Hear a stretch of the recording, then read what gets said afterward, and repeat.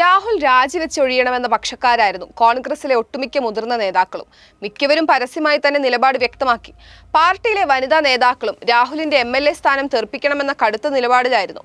എന്നിട്ടും രാഹുലിനെ സസ്പെൻഡ് ചെയ്യുന്നതിലൊതുക്കി നടപടി. രാഹുൽ കോൺഗ്രസ് നിയമസഭാ കക്ഷിയുടെ ഭാഗമല്ലെന്ന് പാർട്ടി നിയമസഭാ സ്പീക്കറെ അറിയിക്കും. അതോടെ രാഹുൽ കോൺഗ്രസ് പാർട്ടിയുടെയോ UDFന്റെയോ ഭാഗമല്ലാതാകും. അടുത്ത മാസം 15-ന് ആരംഭിക്കാനിടയുള്ള നിയമസഭാ സമ്മേളനത്തിൽ നിന്ന് രാഹുൽ അവധിയെടുത്ത് മാറി നിൽക്കുമെന്ന സംസാരമുണ്ട്. ഇക്കാര്യത്തിൽ അന്തിമ തീരുമാനം അറിവായിട്ടില്ല. ഞായറാഴ്ചയോടെയാണ് MLA സ്ഥാനം രാജിവെപ്പിക്കേണ്ട എന്ന നിലപാടിലേക്ക് പാർട്ടി മാറിയത്.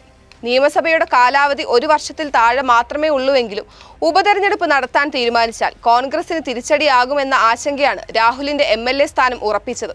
ഇപ്പോഴത്തെ നിലയിൽ പാലക്കാട് ഉപതെരഞ്ഞെടുപ്പ് നടന്നാൽ കോൺഗ്രസിന് ബുദ്ധിമുട്ടായിരിക്കും. അവിടെ ഗുണമുണ്ടാകാൻ പോകുന്നത് BJPക്കായിരിക്കും. അങ്ങനെ ഒരു സാഹചര്യം വന്നാൽ കേന്ദ്ര സർക്കാർ ഉപതെരഞ്ഞെടുപ്പ് നടത്തിക്കുന്നതിനെ അനുകൂലിക്കുമെന്ന് കോൺഗ്രസ് കണക്കുകൂട്ടി. അതോടെയാണ് സസ്പെൻഷൻ എന്ന ആശയത്തിലേക്ക് മാറിയത്. പ്രതിപക്ഷ നേതാവ് VD സതീശൻ, രമേശ് ചെന്നിത്തല, K മുരളീധരൻ തുടങ്ങിയ പ്രമുഖ നേതാക്കളെല്ലാം കടുത്ത നടപടി വേണമെന്ന പക്ഷക്കാരായിരുന്നു. അതേസമയം KPCC working president Shafi Parambil കടുത്ത നടപടിക്ക് അനുകൂലമായിരുന്നില്ല. രാഹുലിനെ പാലക്കാട്ട് സ്ഥാനാർത്ഥിയാക്കിയതും ഷാഫിയുടെ കടുംപിടുത്തത്തിലായിരുന്നു. അതിന്റെ പേരിൽ ഷാഫി പാർട്ടിക്കുള്ളിൽ വിമർശനത്തിന് വിധേയനാകുന്നുമുണ്ട്. രാഹുലിനെതിരായ ആക്ഷേപങ്ങൾ ലോക ചരിത്രത്തിൽ തന്നെ അപൂർവം എന്നാണ് CPM സംസ്ഥാന സെക്രട്ടറി MV ഗോവിന്ദൻ വിശേഷിപ്പിച്ചത്. രാഹുലിന് MLA ആയി പ്രവർത്തിക്കാൻ സാധിക്കില്ലെന്ന ഭീഷണിയും ഗോവിന്ദൻ മുഴക്കിയിട്ടുണ്ട്.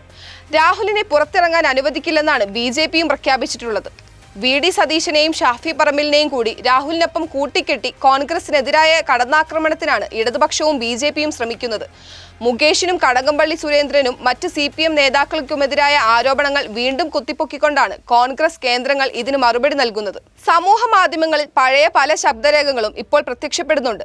ഈ സാഹചര്യത്തിൽ ഇതിന്റെ പേരിൽ വലിയ പ്രതിഷേധമുയർത്തി വിഷയം കത്തിച്ചു നിർത്തി പഴയ കഥകൾ ഒരിക്കൽ കൂടി സജീവമാക്കാൻ ഭരണപക്ഷവും തയ്യാറാകുമോ എന്ന് കണ്ടറിയണം.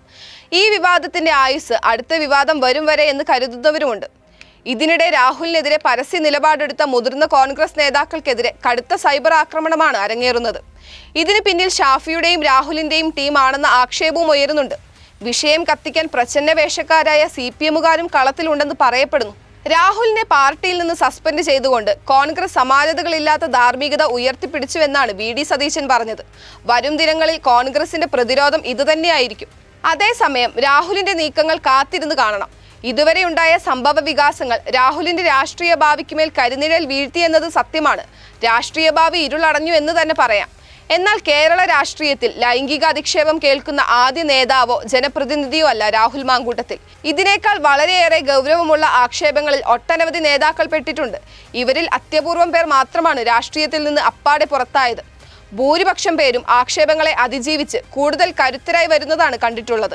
അതുകൊണ്ട് തന്നെ രാഹുലിനെയും എഴുതിത്തള്ളാൻ സമയമായിട്ടില്ല. അതാണ് രാഷ്ട്രീയം.